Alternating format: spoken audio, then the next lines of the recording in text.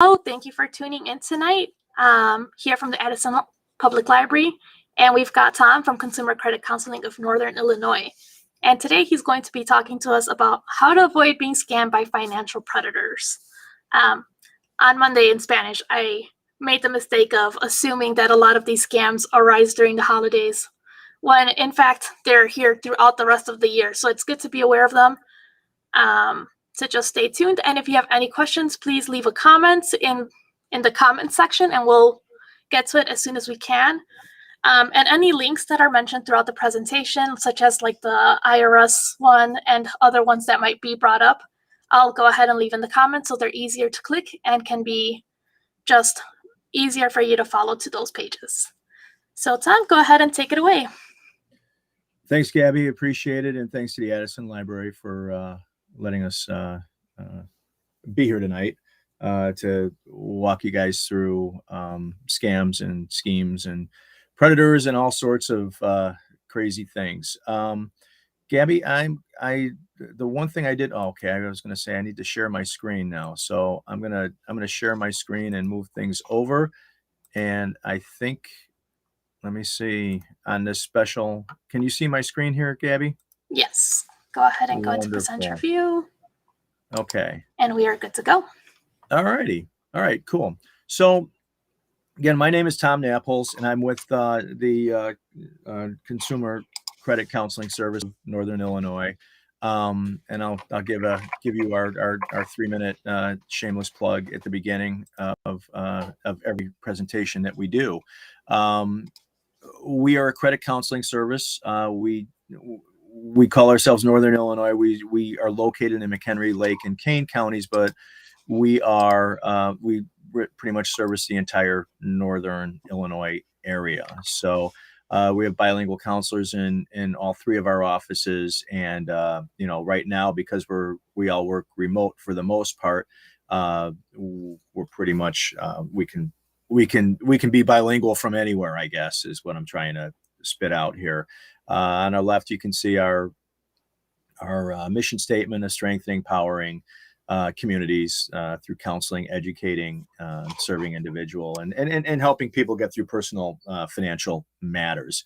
I'm on the education side, but we have 6 counselors, and this is we have 6 counselors right now. And we're all HUD certified, for housing counseling, first-time buyers, foreclosure prevention, reverse mortgages.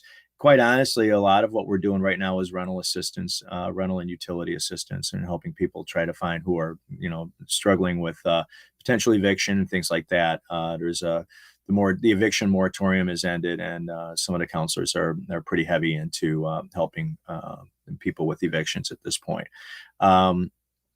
Our counselors are also, we are an affiliate of the National Foundation for Credit Counseling, and they are the agency that essentially certifies our debt and certifies our counselors for debt and credit counseling, and that goes from anything from basic budgeting, credit repair, debt management programs, and there's other stuff in there, student loans. There's all sorts of things that they. A lot of silos, and I'll show you that on the next page. And then also, we are court approved for bankruptcy counseling and education. Any services that we provide, and it's important for you to know this, we are a not-for-profit. Any services that we provide are provided to the client free of charge, with the exception of bankruptcy counseling and education. But everything else that we do is essentially funded through grants that we get from a lot of different areas, and you'll see some of our funders at the end. So our counseling services, these are kind of the main silos that we cover, and this is lifted off the web page. However, keep in mind that usually when we talk to people, it's if you have a problem with debt management, you probably have a problem with your credit report too, and you probably so we tend to move around in more than one silo here when this stuff is when people are seeking help from us. So keep that in mind. I'm on the financial literacy side. which means that I like to think of our counselors as kind of being in the deep end of the pool, and covering kind of what I would say is that the more severe circumstances, whereas I'm really more of a teacher and kind of helping, just trying to educate. Today we're talking about scams and how to avoid them, but understanding credit, saving strategies, budgeting. There's a lot of different things, and there's a lot of things that people just don't know about. So we're here to kind of help and at least kind of start the education process. So this is kind of a scams 101 that we're talking about today. First, our icebreaker, which I like to pull these down and see what people think of these. Which group is seeing the fastest growth in being scammed online? Is it Gen Z or those over 60 years of age? Now, I know that a lot of people are looking at that and saying, when I think of this, I think of my parents right away as the people that I need to be worried about. And quite honestly, I feel like there's a lot of times where I get calls from my parents and they're like, do I click on this? And I always say, no, for the love of God, do not click on this. Don't do that. Don't answer. If somebody calls you and you don't see the number, just hang up. Don't answer the phone, but for whatever reason, my parents feel like if anybody calls them, they need to answer the phone. So we're working on that one. It's a work in progress. So there's a few things here, but it turns out if you look at the answer to this question, that it's actually the under 21 crowd that's seeing a greater rise in complaints. Now, keep in mind that the key phrase in there is the rate of change. So it's not necessarily the Gen Z is on the rise for the number of complaints in that age group. I still think that on the whole, I'm going to guess that the 60-year-olds and I guess I'm almost a 60-year-old, but they're highest on the list of people who have been scammed. So, but it's important to keep in mind that as we try to protect ourselves and we try to protect our parents, what we're realizing is that scammers are always looking for kind of the most vulnerable, looking for that next opportunity. So as we kind of, start to protect, the older people, sure enough, they might step in and try to go after some of the younger kids. And, it is what it is. So what we'll talk about today, though, is, hopefully we're going to talk about common and current scams, how they work, ways you can protect yourself. And I think there's quite a few actually. And I kind of like, I come from a corporate background and, there's been a few situations that I've been in where, we've been coached very well where I worked, and we would get, about every quarter or so, we would have to watch a half-hour video and then take a test on how, what we're seeing and what people can do to, either get a hold of our information on our computer or, what happens when you click on a bad email or something like that. So I feel like but what I really liked from it is the takeaways were not necessarily what to avoid, what's coming at you, but how to kind of see it. And I think it's really important to show you that. So hopefully I can share that with you. We talk about identity theft, and then what scammers can do once they get your private information.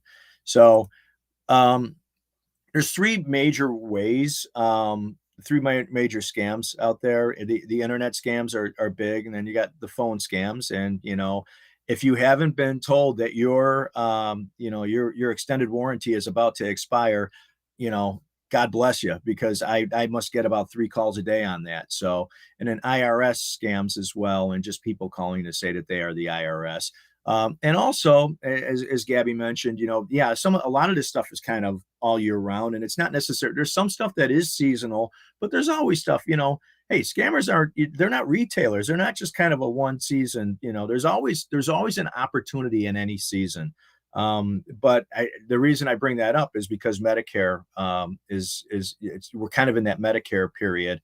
And it feels like there's a decent number of scams out there that people are talking about right now there. So I'll do a brief once over for that too. So within the internet scams, we always talk about what you should do to try and make sure that your devices are password protected. Pretty straightforward stuff. Keep pins and passwords in a secure place that is not on your computer. One of the things that one of the first things that I had to teach one of my parents, I had to teach them that typing your passwords into a spreadsheet on your computer is not exactly the safest thing in the world to do, especially when they were adding both, birthdays, passport numbers, social security numbers, all that stuff into each family member. And I thought to myself, my goodness, what a bad idea this is. So, we had a discussion, we found a way to print it out and delete that file forever and make sure that was off of their computer going forward. But always, and typically what I do is when I write down my passwords, what I do is I actually have a sheet. I have a sheet of paper and it's right over here. I would show it to you, but that would be a bad idea, right? So, but I have a sheet of paper and I have all my usernames and my passwords written in pencil so that I can change them and rewrite them when I need them. But you know what? Quite honestly, there's no way that anybody can get that off of my computer because it's not on my computer. When I go places, sometimes I might just have to take a picture of the sheet that I'm looking at to make sure that I have all the passwords that I need when I'm going somewhere, or find a way to have them stored in Google or something like that where they're all protected and under one major password. So that's another way to do it too. Within the internet, the other thing, never open unknown emails or texts. It's not necessarily, and even now, because there are times where you'll get an email that looks like it's coming from somebody that but you look at it and there's just things that seem funny sometimes. If you're not sure, if somebody says, hey, take a quick look at this, I want you to, tell me what you think, and you're not sure that you were expecting an email from that person, or it's a person that's kind of on the fringe and you don't talk to a lot, it may be a good idea to open up a separate open up a separate email to send, put their address and send it to them and say, hey, did you send me anything? Or just call them and ask them, because it's, it may be that somebody just hacked into their email account and opened it up. And if they do, you may be unleashing forces on your computer that you never knew existed. So, and always utilize spam filters and legit, the antivirus security. That's always helpful. So we got a Jimmy Kimmel live thing here today. I'll show you, and they talk about what you shouldn't do with your passwords. Hopefully you can see this after the commercials, because we are providing this free of charge, right? So this is the price you pay for all this great information.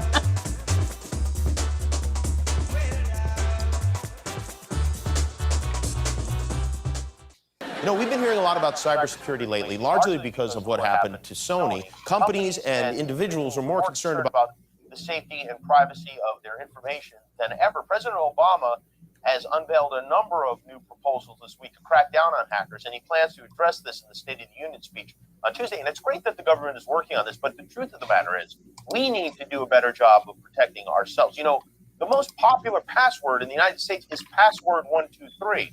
And as long as that's the case, we're vulnerable. So today we sent a camera out on the Hollywood Boulevard to help people by asking them to tell us their password. And this is how that went. We're talking about cybersecurity today and how safe people's passwords are. What is one of your online passwords currently? It is my dog's name and the year I graduated from high school. Oh, what kind of dog do you have? I have a Chihuahua Papillon. And what's his name? Jameson. Jameson. And where did you go to school? I went to school back in Greensburg, Pennsylvania. What school? Hempfield Area Senior High School. Wow. When did you graduate? In 2009. Oh, great. It's like my cat's name and then just like a random number. Okay. And so you had this cat for a while? Yeah, she's my childhood pet. Aw. And what's her name? Her name is Jolie. Jolie. So like a password of yours would be Jolie and then a number. Yeah. Like number 1? Like my birthday. Oh, when is your birthday? June 12th. Oh, nice. And what year were you born? 95. Oh, great. So Jolie 61295. Got it. So you mean to give my password right now? No, I cannot do that. But we all want to know what it is so we can tell you if it's strong or not. Oh my goodness. Let me think. Okay, one is Tel Aviv. Yeah. 468, and then Israel. It's only 3, but it's for me it's strong enough. Ireland 1 2 3 4. Gemma 1 2 3. Spelled Gemma. Well, most of them are Italian. Oh, beautiful. Yeah. Like So what? Like what's a good Italian password? my grandma's name. What's your grandma's name? Maria. Maria. So Maria is your password?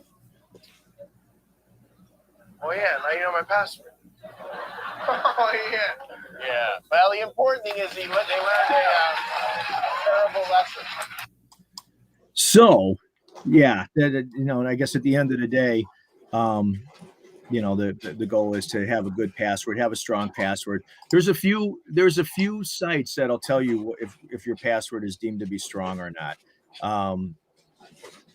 And usually what they want you to do, and then there's some where they say they want you to have it like 15 or 16 characters long, which is really hard to, and then you have to come up with a phrase that's long, and it's not easy to do. And especially for me, because, I kind of got fat fingers. So trying to type that on my phone when I'm out on the fly isn't really easy to do. So the face recognition is still kind of the way I like to go with some of that, but they're not making it. They're trying. There are people who are really trying to help to make this, better, against scammers. But boy, the hoops that they're making us jump through is pretty tough there. So Well, anyway, like you mentioned, with the face recognition, the face unlock, we do have a video that's on our YouTube. I'll drop the link. Mike and I had a short video about cybersecurity tips. It kind of talks about making sure your password is complicated, give some tips, right? We want to throw in some numbers, maybe some special characters, some capital, lowercase letters.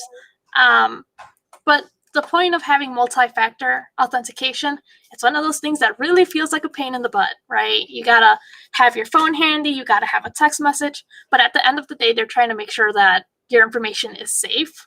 yeah. So you really want to try to get in best practices and start enabling those options to put as many security layers as you can. Absolutely. And I'm not trying to, poo-poo some of this stuff, but it just gets to a point where it's like, okay, there's an awful lot of it, and I get it. It needs to happen. So, and I do think, at the end of the day, if you can do some sort of 2-factor authorization, that's really helpful. And you'll, and it's kind of, every once in a while you'll see something that's like, I've never seen it before, but can you imagine like just getting this is your password to get in, or your 6-digit number. And you're like, well, wait a second, I didn't do this. That's got to make you feel good every time you see that, though. It's like, okay, I thwarted somebody. So you got that going for you. So this slide, what I did was I tried to just pull it off of, I get so many really bad emails, and I thought, this would be great to just, kind of like, Letterman, Dave's mailbag. This is kind of Tom's mailbag, for lack of better title. But the whole idea here is that I'm just, this is an email that I actually got. And you can see here, and I tried to point out everything that's wrong with this. And, hopefully we can kind of walk through a bunch of things together. But typically when you get an email that's bad, you'll know it. The first one is the grammar is absolutely awful. And the spelling and the professionalism, it's hello, small c customer. It's, you can see up here where it says your order number. What I think is really interesting is that, the capital O, I mean, somebody's just kind of pushing these things together. But if you look at this order number over here, it's not even the same as this order over here. So it's, they're right next to each other. And not only that, but Hector Bennett now typically, I mean, usually what sometimes it may come through as a different name, But if you hold your cursor up there, you can see who it actually comes from, so that's always kind of helpful too. So you can hold your cursor up over it and it'll show you who in fact really sent email to you. And it's always nice to know that Hector sent this. And now Hector obviously probably didn't send it. It's not obvious, but I'm going to guess that Hector did not send it, but they hacked his account. And not only did he send this Amazon order to you, but he sent it to 470 of his other closest friends too. So there's a number of things on here that's wrong. The only thing that I'm going to guess is legit on this entire thing is this 833-421 phone number. And that is probably straight to, I don't know, somewhere in the axis of evil, I'm sure. But at the end of the day, you can kind of look at this and there's just so many different things that are wrong with this. Starting with, and remember, the whole idea behind this is that they're really trying to create the sense of urgency is that, oh my God, I just spent $1,000 for this. They're telling you, hey, you spent this $1,000 for this computer and $10 shipping and handling. Nice. But call this number and we'll take it off for you, and that's really what they're trying to do, is getting you to try and act out of urgency to say, oh my God, stop this before before $1,000 desktop gets sent out to, I guess it's a laptop that gets sent out to, Anchorage, Alaska, small A, Anchorage, Alaska. So, but typically what I like to do is show people this so that they can see. I mean, and I showed a few of these, but every time I look at this, I just see more and more things that are wrong with this.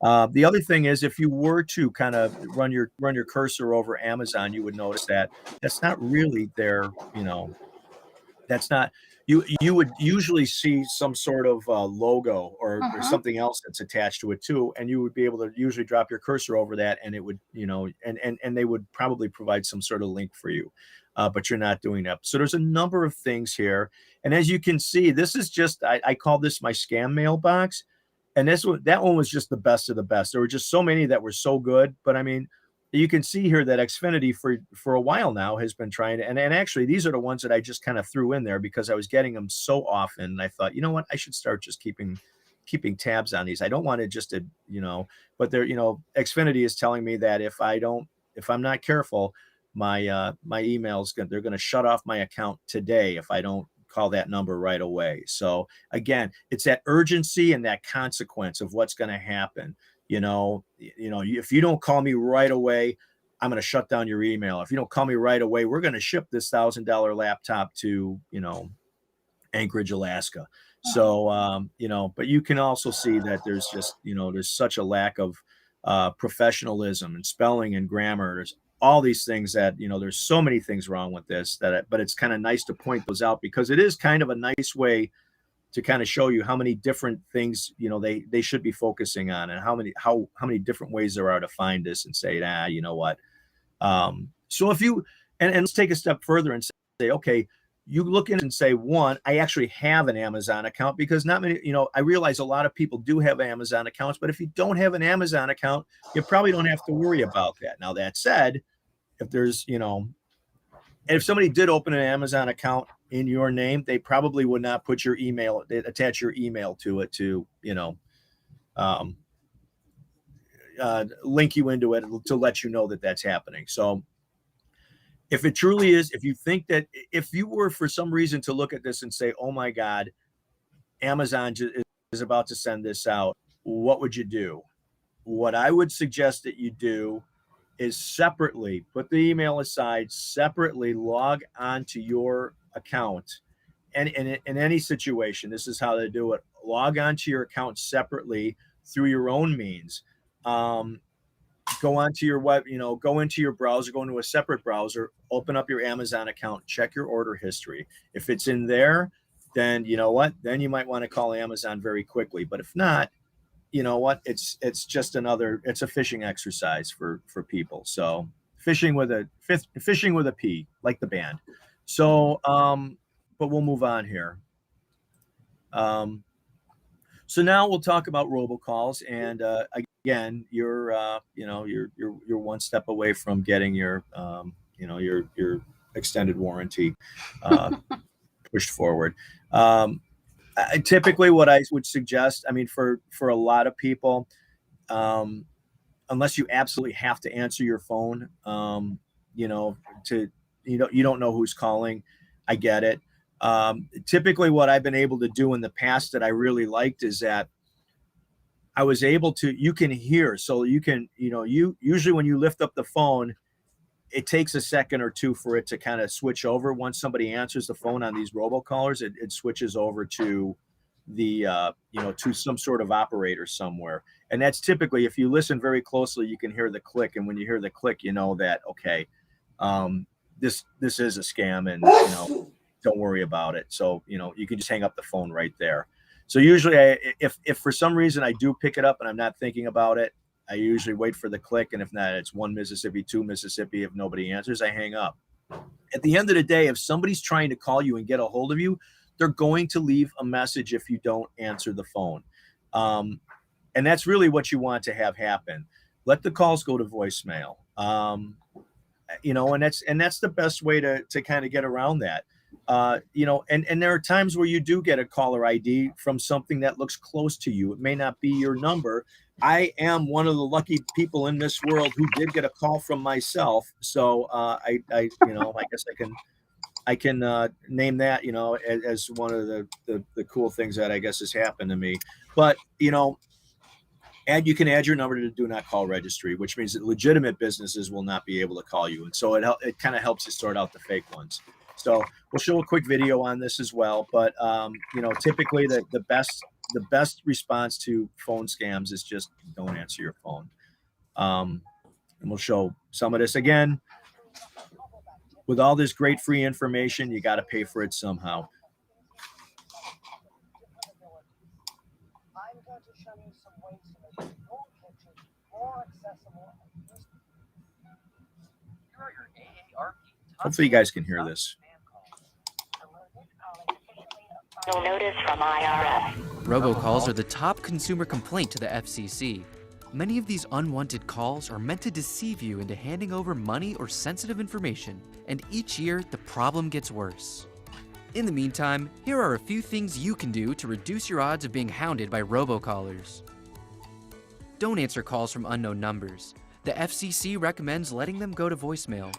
Ironically, many recipients of unwanted calls think they're wasting the caller's time by keeping them on the line. But when the call records are reviewed, it looks like you were interested, so you might graduate to another list to be called again. Signing up to the Federal Trade Commission's National Do Not Call Registry won't stop scammers, but it'll make them easier to spot since legitimate telemarketers don't call registered numbers. If you go a step further and report an unwanted call to the FTC, the Consumer Protection Agency will have valuable information such as the time of call, business name, and phone number. If you're getting unwanted calls on your smartphone, get an app. Robocall blocking apps include RoboKiller, Haya, and NomoRobo, which also works with landlines. The free Umail app is also popular. You can sign up for your phone company's spam blocker service as well. If your phone rings once then stops, don't call it back. That's a common trick to get you to call a spammer. Anyone who really needs to reach you will call for real. If you do pick up and someone starts talking, beware of come-ons that promise debt reduction, pre-approved loans, cheap vacations, timeshares, home security systems, or medical supplies. The caller may claim to be from the government or a utility company. In all of these cases, just hang up. For more ways to protect yourself, visit aarp.org/fraudwatchnetwork. On here that I think is worth mentioning too is the calls from Microsoft or someone like that who says, hey, you know what, there's something wrong with, we've noticed that there's something wrong with your computer and we're just calling to update your Windows. So if you can go to your computer and log on and then do a viewer, we'll just come on and do it for you right now so you don't have to worry about it. I think that's really interesting that actually is a scam. I can't believe that, and I understand why, some people might respond to that, but at the end of the day, you can't get a hold of Microsoft, when you're trying to get a hold of them. I can't imagine, and if you really stop and take a step back and think about it, them calling you seems absolutely insane because, they're usually waiting for you to call them. And even then they're just a smidgen slow on the whole thing.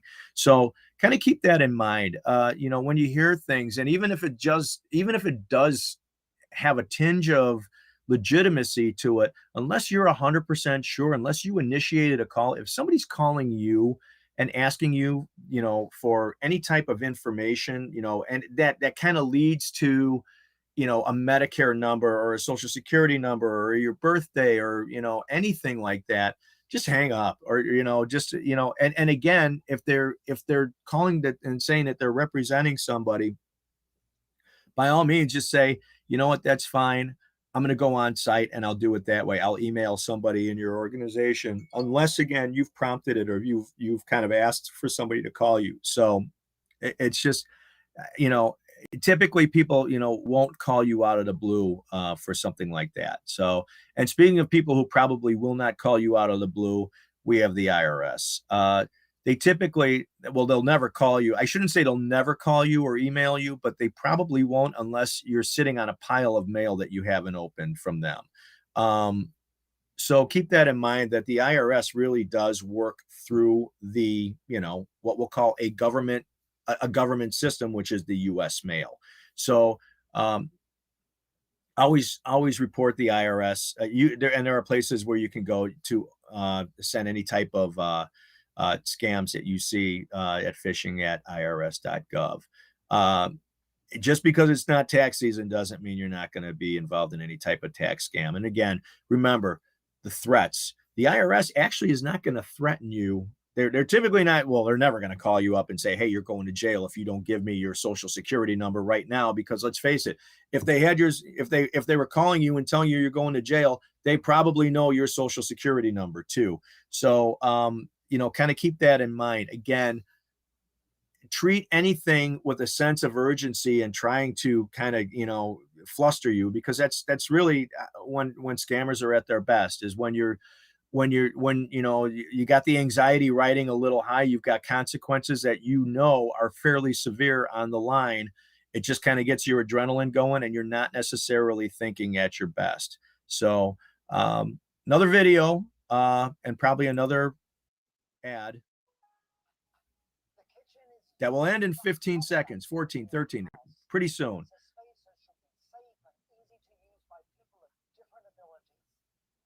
going to show you some ways to make your kitchen more accessible and usable. Here are your AARP top tips on how to identify an IRS scam. Ever get a call from someone who claims to be from the Internal Revenue Service and then demands money? It's a common scam. In recent years, thousands of people have been frightened into sending millions of dollars to these crooks, pretending to be the IRS. Here are some ways to identify and deal with these scammers. The IRS usually doesn't phone. They send letters. Unless the IRS has already sent you lots of overdue notices, treat any callers claiming to be with the IRS with suspicion. Beware the Social Security number trick. If the caller recites all or part of your Social Security number, it may have been stolen. That does not prove the person's from the IRS. Phone numbers can deceive. Your caller ID might say IRS, or it may show the number of a real IRS office, but caller ID can be spoofed or faked to deceive you. The IRS doesn't threaten arrest. If the caller demands payment, bullies you, or threatens to call the police, be confident that's not the IRS. Don't be scared by this. Scams can also come via email. If you get one that seems fishy, forward scam emails to the IRS. Send them to phishing@irs.gov. But please don't click on any links or attachments. For more tips to identify fraud, visit aarp.org/fraudwatchnetwork. So there you have it.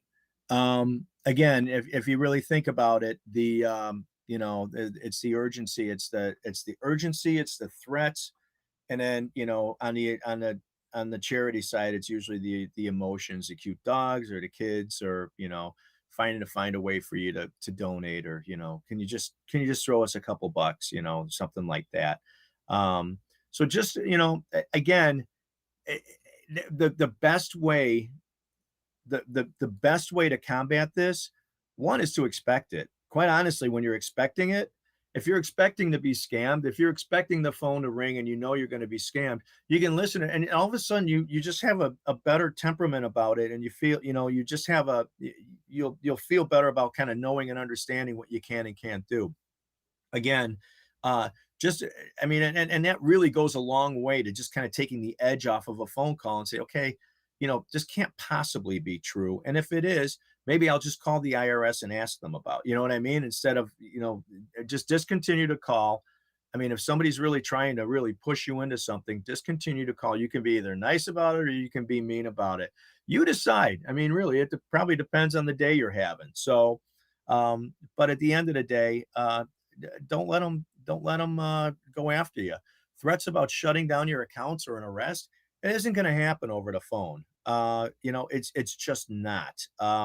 So I was on a tax call yesterday, and somebody said the IRS people are some of the nicest people you'll ever deal with. And I'm like, okay, that's good to know. And actually, the one run-in with the IRS that I had, and it wasn't necessarily a bad thing, but it was just seeking information. They're very helpful.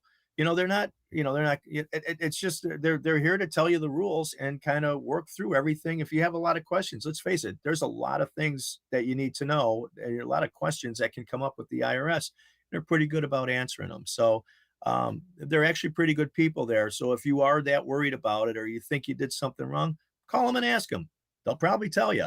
So that's what I would suggest. And then finally, I don't have a slide on this. It showed up for me today, and I thought it was really interesting, and I'll throw it out there because it is the Medicare sign-up season that we're in right now. We're kind of halfway through it. And there's a lot of different plans out there, and there's a lot of different ideas about, you have a lot of options. And because of that, there's a lot of different plan providers, and there's a lot of different options out there. So it's a fairly overwhelming process to a lot of people. And that just, it kind of drives up the anxiety a little bit. And it does kind of amp up the opportunity for somebody to kind of take advantage of you. So one of the things, there's a lot of different ways out there, but I think that, I found kind of 3 or 4 different pieces that I think are kind of interesting, and I thought I would just share them with you. The first one is that whatever you hear, the IRS is not going to plastic cards. They're going to stay with the current paper card identification cards, which means that if somebody calls you and says, hey, I need your Medicare number so that we can send you your new plastic Medicare card, don't do it, because the IRS isn't doing that. They can barely afford the paper cards. They're not going to plastic. With respect to, anything that's offering you free equipment, tests, or services from Medicare, be leery of that, because typically that has to be done, or almost all the time, it has to be done with your doctor's prescription. So just kind of, if you know this up front, it's a lot easier to spot things and say, okay, this just doesn't seem right. If you're not sure of something, you can always ask your doctor and say, hey, how are they doing this? How are they offering me free equipment? You can just bill Medicare. There are people out there who do it, but they usually get shut down pretty quickly by somebody. So let me see, what was the last one? Plans contacting you. That usually doesn't happen unless you are asking them for information. So if you see something that says, hey, or you see a broker or somebody advertising and you say, hey, give me a call, I want to talk more about this, that's one thing. But if they can't be out cold calling you for this. And they aren't really allowed to offer you a vacation. I think they said it's a $15 gift that they can offer you as kind of a promotional item, but nothing more than that. So keep that in mind. Those are just a few things that you should know about the Medicare program. Obviously, there's a lot of good, hardworking people in the insurance brokerage industry. And if you know what the rules are kind of going in, they can help you find where you need to go. but knowing and understanding what they can and can't do is really important. And, by all means, do your best to avoid the scammers who are the ones who are blatantly going out and reaching out to you. That typically won't happen. So in fact, it'll never happen. It shouldn't, well, I shouldn't say it. It'll never happen legally and ethically. How's that? So, that's how I would term it. So, with respect to COVID related scams, these are getting a little dated. They're still out there, but the unemployment theft, that's kind of gone by the wayside for the most part. But at the same time, it's always a good idea to know what's on your credit report. So if you go to annualcreditreport.com, that is the site that all three credit reporting agencies fund in order to provide, and then they provide their credit reports onto that site. So you can go to that site, pull down your credit report from each one of the major agencies, and those are, like I said, those are the three that do credit reporting, or that create your credit reports. You can go to one spot, you can get all three of them. Right now you have access to that once per week through April of 2022. Once the pandemic subsides, it becomes a once a year type thing. But right now, I guess we'll call it the pandemic special. You get it, you can pull down your credit report once a week to see what's going on with it. Always keep an eye on your credit scores, because if somebody's providing a credit score to you and you see that change pretty dramatically, it's largely because it's almost certainly because something happened on your credit report, and you need to know where to find that. So again, annualcreditreport.com is always a great tool to use. Contact tracing, again, it feels like that's kind of subsided now. They're on to bigger and better things. So just keep in mind. And again, anybody who's asking for money for things, for any type of tracing, or anybody who's asking you even for an upfront payment because you won a lottery, or you want something like that, you shouldn't have to pay to get paid. And you shouldn't have to provide a bank account. You shouldn't have to provide your social security number, and you shouldn't have to provide a charge card or anything like that. Know and understand that, when people call you and say, hell yeah, I can pay you, I'll pay you $1,000, but you first have to pay, or I'll buy you a TV set, but first you got to pay the taxes on it. So, how would you like to pay those taxes?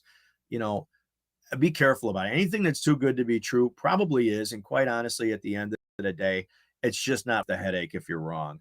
So, that's how I always try to kind of cope with these things and look at them and see what really is good and what isn't good, and how to determine whether it's legit or not.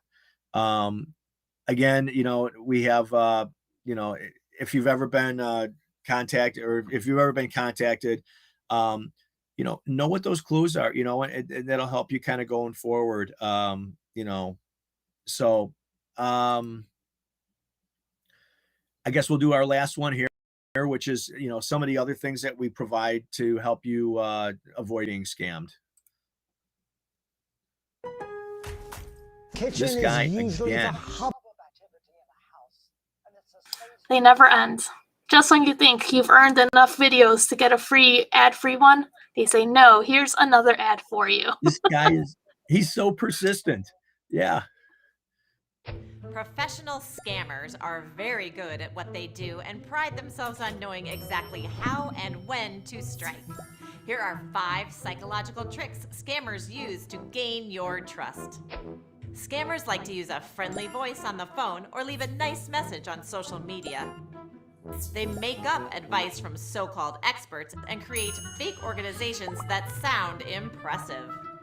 They tap into your willingness to help others by developing schemes involving fake charities or pretend to be a grandchild away from home in need of cash. Scammers like to use your intelligence against you. They'll compliment you on how smart you are and your ability to spot a good opportunity for investment. They will pressure you to make a quick decision and act now because they know that when you are feeling fearful or stressed, you're more likely to be impulsive. If you can spot a scam, you can stop a scam. For more tips, go to aarp.org/fraudwatchnetwork. And there we go. So, with respect to charities, and again, this was probably more of a bigger thing during the pandemic, but this is kind of helpful if somebody's calling and asking you, typically if you want to help out and it's kind of outside what I would call your neighborhood, you can always check out charitywatch.org and charitynavigator.org. They're good websites that can help you kind of make sure that the charity that you're thinking or looking at is legit. Make sure that when you are looking at these, you also are making sure that they haven't changed a word slightly or something like that.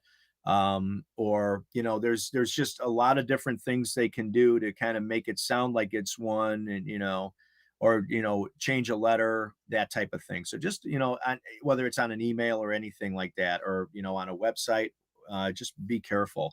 One of the things that I should be pointing out, and I normally do on my credit discussion, point out, is that when you go to annualcreditreport.com, if you type that into a browser, it shows up, even though you're asking specifically for that website, it's going to show up like 9th or 10th on the list.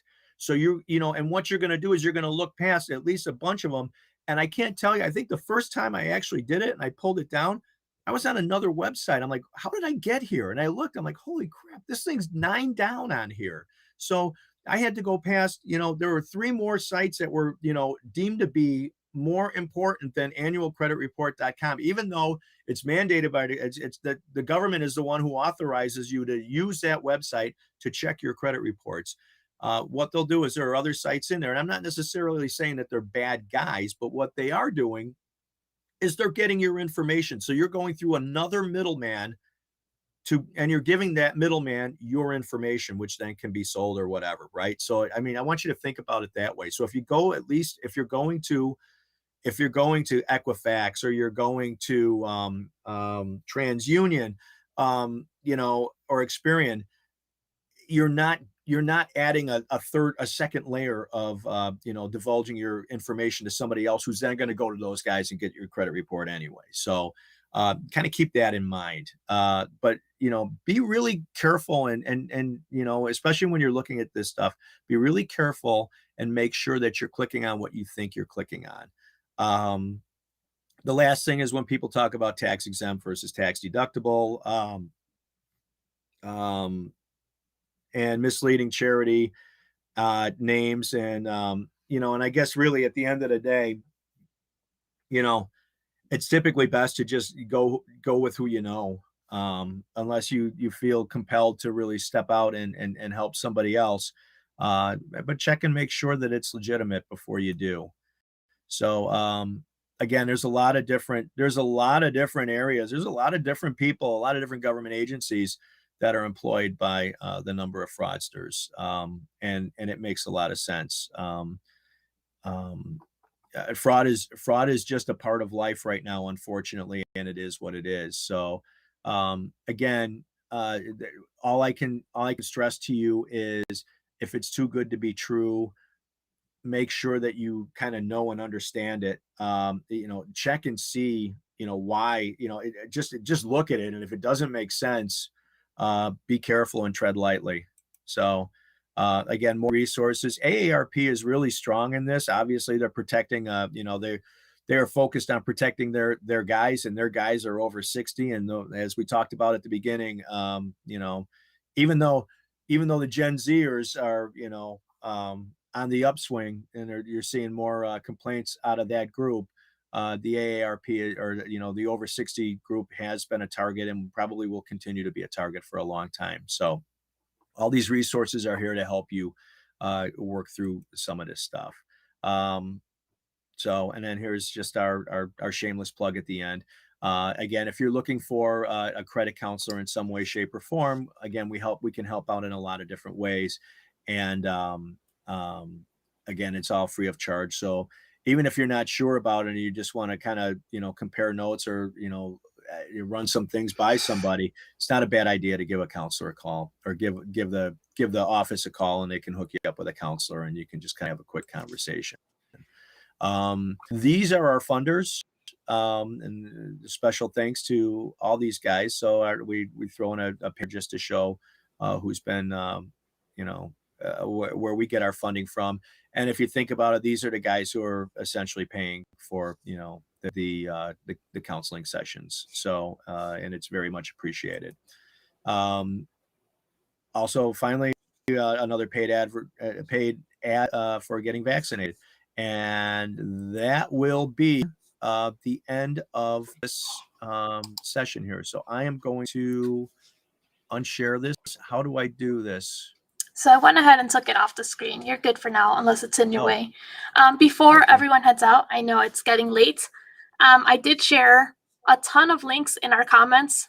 As Tom mentioned, you have to make sure you trust where those links are going. You could try searching for them, but sometimes you might end up on the wrong page. So one thing to note on a lot of the links that we shared is they start with HTTPS at the front, and a lot of them end in .gov. Anything that's a government page should end in .gov. So we've got some Medicare information here, since Tom did touch on that, and also the Senior Health Insurance Program, which is through the state of Illinois. If you have any questions about Medicare, that's a good page to visit to get some counseling on Medicare. But yeah, we've got all sorts of IRS phishing, the Aarp fraud and scams page, and the different links to report fraud. But before we step away, I would like to ask you guys, if you've been paying attention, if you can complete the survey. There's a Google link that's a survey on there that we'd like for you to complete, just to show, whether this presentation was helpful, and just to show Tom's boss, what a great job he did and how helpful all the information he shared has been. I appreciate, am I muted? No, you're good.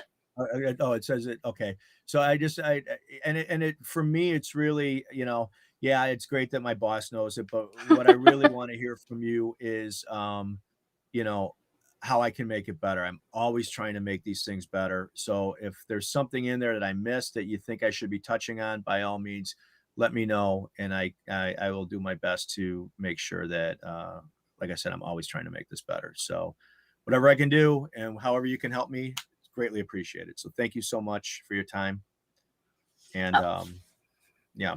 And then one last shameless plug on my end. We will have a senior tech camp the week of November 29th. So it'll be 4 different programs scheduled during the daytime.